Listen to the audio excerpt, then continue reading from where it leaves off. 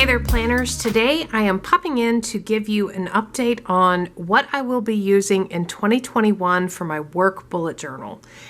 This is my work bullet journal that you've seen. I've been using this notebook for this same notebook for many years, and I'm making a change. So I'm excited to share that with you. So go grab your planners and let's get planning.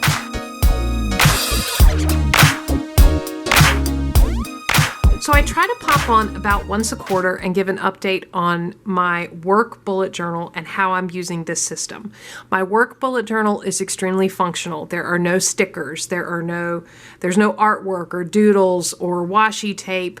Occasionally there's some color, but only because I need it for a functional purpose. So very functional is how I like to keep my work bullet journal. I have been using a B5 size bullet journal from Minimalism Art, which is actually a company that you can find on Amazon. The price is the paper is fantastic. It works perfect for work, and I'll just give you a view of the paper. Really good quality. It doesn't bleed. I did a pin test back here, and you can see that there's no bleeding and very little ghosting. So I have really enjoyed this notebook. However, I'm going through about 2 or 3 of these a year. And I just was thinking about, are there other options, since I do keep this so functional? I'm not doing any tip-ins or add-ins, things like that on a regular basis. So is there a way that I could possibly fit everything into a single notebook in a year? That means that the paper would have to be much thinner. Introduce my new bullet journal for work in 2021. So this you should recognize. I have been using this as my personal bullet journal for about 6 months now. And this is the Stalogy A5 365 notebook. It doesn't have a cover. It's very plain. It looks very thin. However, that's because the paper is very thin in this notebook. It's very good quality paper. It's not Tomoe River paper, but it's very close. And it has, let's see, I went ahead and numbered the pages. It has 368 pages.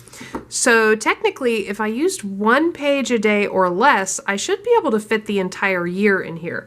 Now you can see there's obviously a size difference. This is a B5 versus an A5. I tend to write pretty big, so this could be an issue for me, but I am willing to test it out because I really like the look, the feel, the paper, the way I've been able to use the Stalogy for my personal bullet journal. So I am going to try this for 2021 and see how it goes.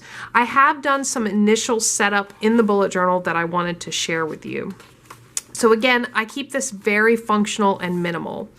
This is a printable from lovelyplanner.com for a year at a glance. And I just taped this into the front because this is very handy to have, just for reference as I'm taking notes.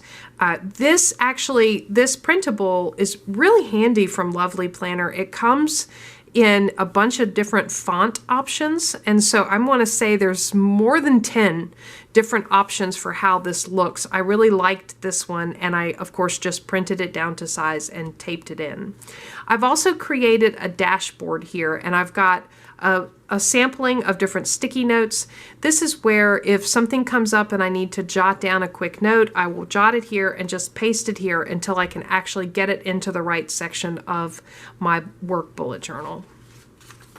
The next spread is a future log. I have talked about this many times, and I will link a video above where I go into more detail about using a future log with a bullet journaling system. I think that this is probably the most important aspect of bullet journaling if you're going to seriously use only a bullet journal as your planning system. Future logging allows you to be able to capture events that occur in the future, that when you get to that point in your bullet journal and you're setting up for that month or week or quarter, you come here and you pull those items in. Remember, bullet journaling is just a blank notebook, right? There's no months set up ahead of time unless you take the time to do that. And so as with a typical standard planner, you can, flip ahead to September and write something down that you need to remember. In a bullet journal, there's nothing set up ahead. So a future log is a critical tool to successfully using a bullet journal and making sure that you have the ability to capture and track all of the future events. I also have added in a box for 2022. Just as I become aware of things, I can jot them down here, and that will become really important as I get closer to the end of the year. This next spread is very simple. I used a sticker. This comes from Me and My Big Ideas sticker book. I believe it's the journaling sticker book where the stickers are all kind of black and white and set up for like bullet journaling. This is a page to capture the 2021 organization priorities for my department. I go through a pretty lengthy business planning process with my leadership team starting in about August or September and doing a little bit of work each month through the end of the year. By the end of that process, we have established what our priorities for the following year are, and those really act as guideposts for what we're going to accomplish and what we're going to focus on in the future year. So I will jot those down. We're just in the final aspects of getting those, very clear, very well articulated, and getting everybody aligned around them. I will put those here as a reminder to myself about what our priorities are. The next spread is actually one I've set up to capture what my individual team's priorities are. So I've talked about this before. I am a mid-level manager. I have managers who have direct reports or supervisors reporting to them. And so from an org chart perspective, each of the individual teams that report to me have their own set of priorities. I want to make sure I'm capturing those here so that I can keep those in front of me, that I can reference goals that I'm setting for my team and the progress that they're making on those. And so I just want to have a quick view of what are the individual priorities for the year for each of the teams in my organization. I also have set up a quarterly milestones spread, and this is so that I can take these priorities and say, what do we absolutely need to be accomplishing in each quarter of the year to get to the end of 2021 and say we had a successful year. Now, this may change as I go through the year. I may add things, take things away, and that's okay. I'm even considering writing in this with a pilot friction erasable pen so that I can come back in here and make changes as necessary. But I think it is so important to keep that year-long view somewhere in front of you where you can reference, just to make sure that you are not focusing too much on the immediate day-to-day, week-to-week activities, but you're keeping that long view in front of you as well. And that's how I plan to use this spread. This next spread is, I call it back pocket info, but it's really my cheat sheet. So there's certain information that I just need to be able to quickly reference for whatever reason I can't remember it. And I've got some specific examples that I'm thinking of in my head. I'm sure in your own job you have that as well, whether it's like acronyms or numbers, just stuff that I need to keep handy all the time. I will plop that in here and just add to it as needed. I've devoted 2 full pages. I don't know that I'll use the full 2 pages in the beginning, but I can certainly add to it as I go. And then that gets right into January, and this is how I plan to set up January.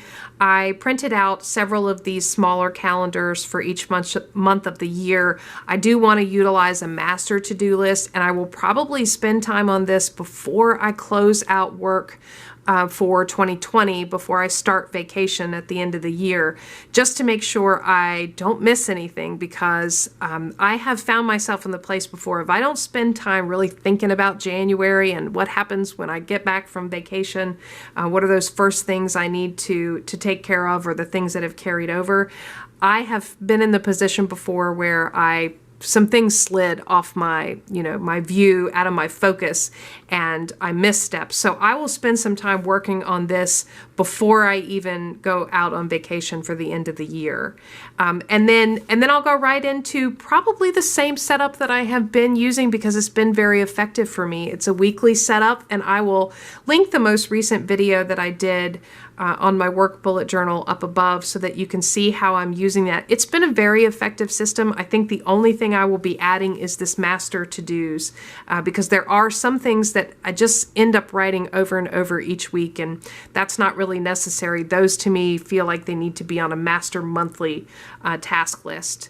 So I hope you enjoyed the video. It's a very quick look at my 2021 work bullet journal setup. I hope this gives you some ideas and inspiration. I would love to hear in the comments below, what are you doing for your work planning system in 2021? Has 2020 made you stop and rethink how you're planning work and what systems you're using? It certainly has for me. I have gone to a next level minimal after this year and the challenges that 2020 has brought, and I am definitely carrying that as a lesson learned into 2021. If you enjoyed the video, please give me a thumbs up and let me know. Subscribe to Plan and Annie for more content like this, and as always, thanks for planning with me.